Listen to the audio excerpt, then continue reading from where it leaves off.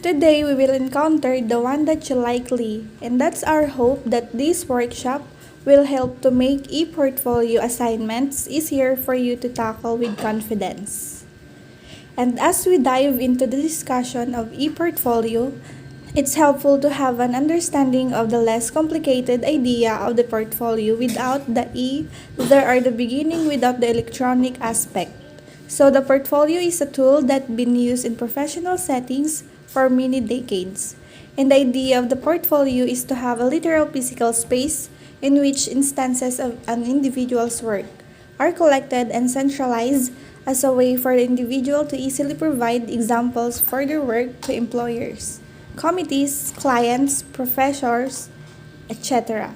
So we'll turn to the idea of the portfolio at the end of our discussion, here to make comparisons between it and the portfolio or the e-portfolio once we've fully explored e-portfolio, having established the idea of the portfolio. This brings us to the main question for today, which is, what is e-portfolio? And as it turns out, the e-portfolio is a bit more complex than the standard portfolio, so much so the e-portfolio is used as something like a blanket term here at, and part of what the blanket term covers is a variety of different usage for e-portfolio, which we'll discuss in another workshop. But for right now, we'll discuss the more basic structural categories and the blanket term of e-portfolio covers. So those three main categories are e-portfolio content, e-portfolio platform, and e-portfolio presentations. So I'll spend a few minutes here discussing each of those categories. First, we have e-portfolio content, or artifacts as they're often called. The content or artifacts are kind of the building blocks of the e-portfolio. It's what would typically think of as going into e-portfolio things like projects and the individuals has created examples of work. Due to its electronic nature, e-portfolios can include a broad range of mediums and types of content.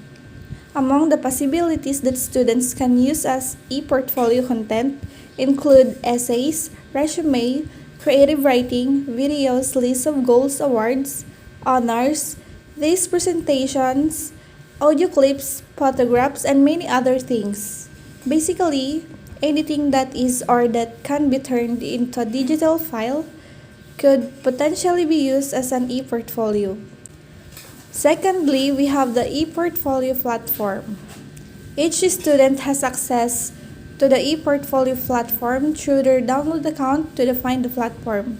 Simply log into your download account and click on the word e-portfolio in the menu, and this will take you in the platform.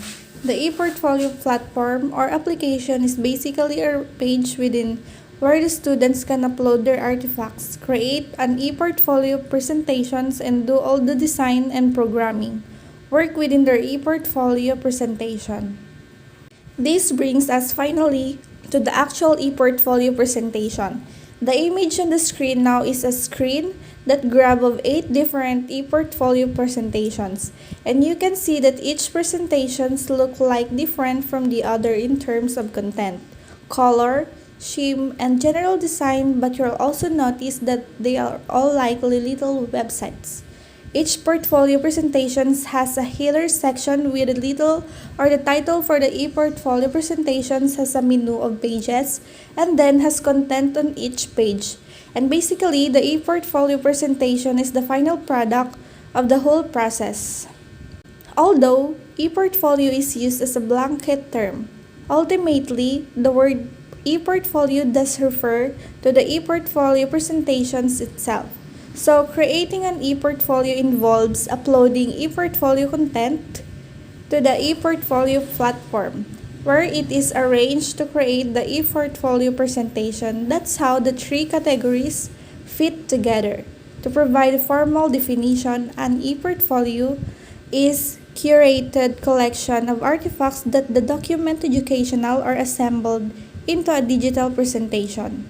You're probably watching this video because your teacher just told you that you have to learn and to make an e-portfolio.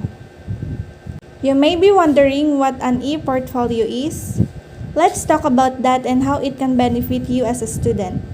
So, what is an e-portfolio? Basically, creating an e-portfolio is like building your own website. It teaches you how to present yourself online in a professional way. The main purpose of an e-portfolio is to enhance your learning. E-portfolios are the place where you can keep track of what you have learned and why you've learned it.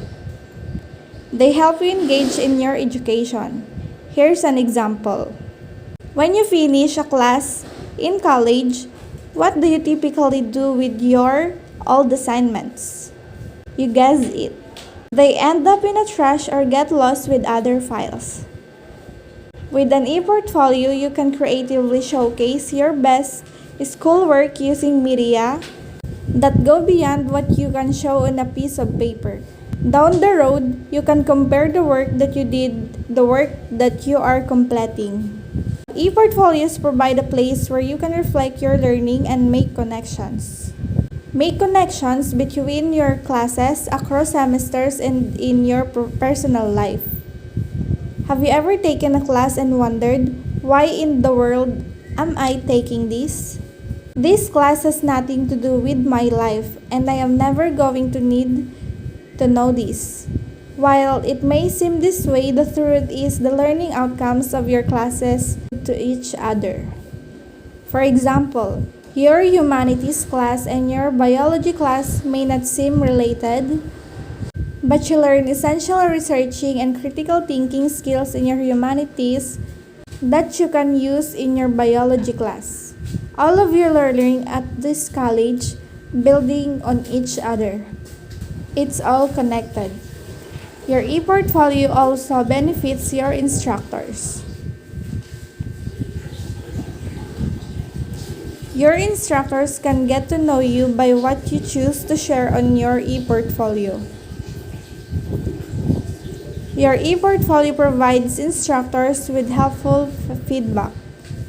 Your instructors can see if you are learning what they intended to teach by reviewing the signature assignments and reflections in your e-portfolio.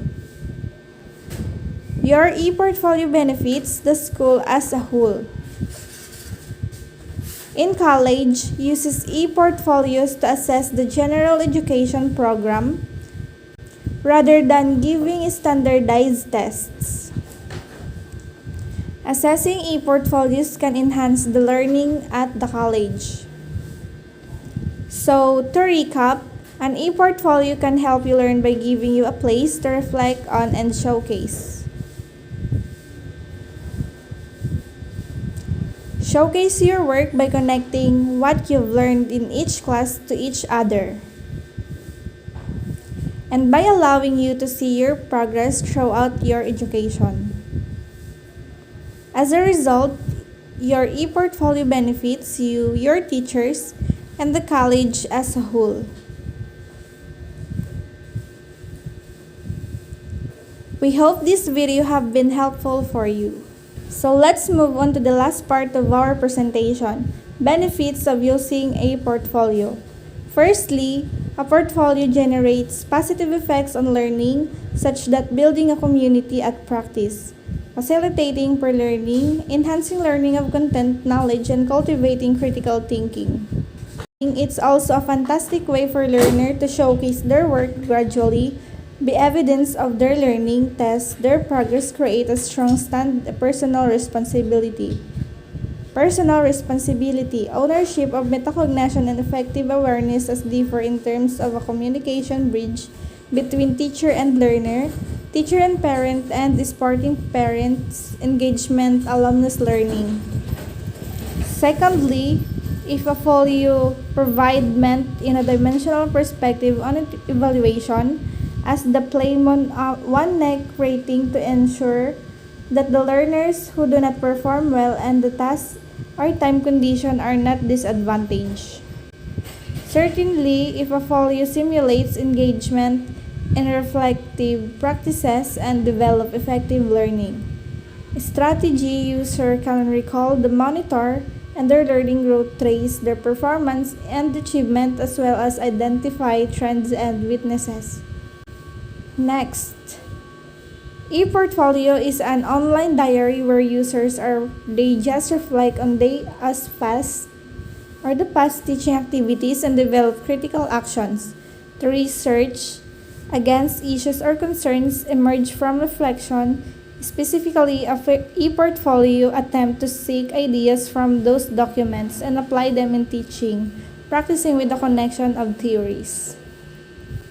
Standards available in a portfolio format make user easier to identify areas that are generated, think about what happened in and uploaded have this pain loss of reflecting of their teaching areas well may not have been dense or formally did until keeping users focused on teaching standard. Mostly if a follow this is also a great place for any prospective employer to learn about history with the profession and thus produces support users to develop his competency including understanding of an effective teacher or teaching approaches and activity language, ability content knowledge, ICT skill and the need to change myself, thus all the benefits of the portfolio and looking to make a great e-portfolio, there are a bunch of digital tools that can help. But where do you start? Of course, you'll want a tool that's easy to use and helps you create the ideal product ideally. The tool is available to you for free or for a low cost. Well, this is a short list of needs. There are dozens of tools that might fail compare some common tools that so you can decide what makes the most sense.